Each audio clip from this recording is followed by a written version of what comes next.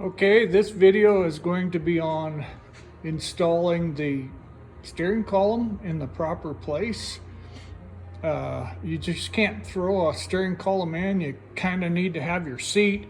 You need to have your steering column, put it all in place, and then set in it and see how it feels, because you're going to be stuck with it. So you better get it right. This column is positioned just about perfectly for the seat and my size. Fortunately, this seat is a multiple adjustment seat and electric, so it'll be easy to get it to where I'm relatively comfortable. But I need to know where the steering column is going to go through the cab, and so that's where it's at. So what I need to do is get an accurate measurement from here to here and from there to there, but I need to know exactly where it's at. So what I'm going to do is I'm going to use a level and a tape measure. So right in the dead center of this steering column, or as close to dead center as possible. So I need to put the level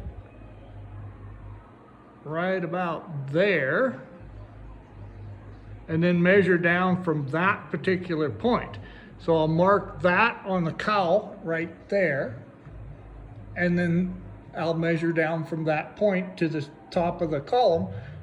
And this column is a 2-inch diameter column. So I'll add an inch to it, and that'll be the center line where the 3-inch hole needs to go. This device right here is a bulkhead pivot ball, and so that secures the bottom of the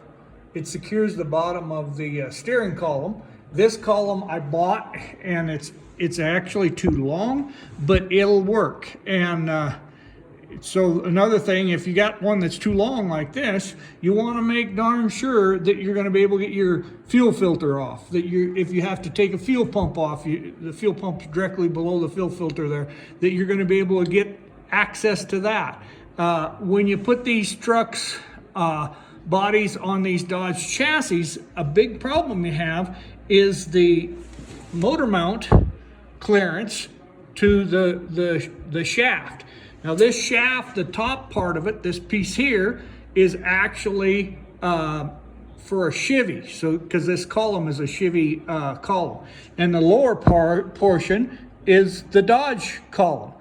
This shaft right there is telescoping, so that it's easier to get in and out, because it'll telescope into itself, so you can take that shaft off if you ever have to. Okay, I'll get a tape measure and get this measured, and we'll be good to go here. Okay, so there's the center of the column. Looks like I'm pretty close to bubble, so now I'll mark it right here. Now I'll find the center and come over to the side here. I'm gonna get within bubble here.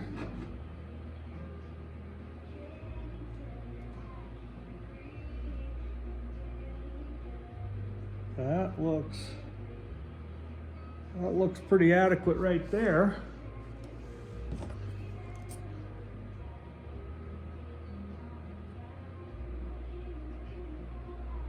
Right there.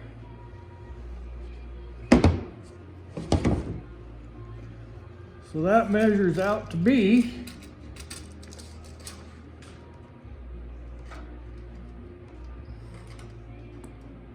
10 3/4.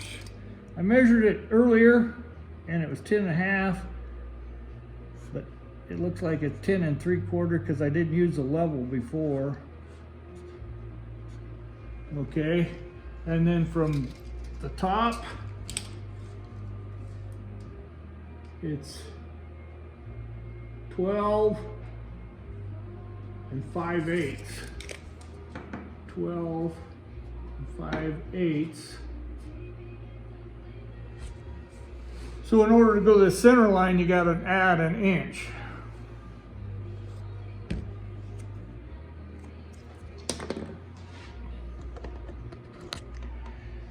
And this is the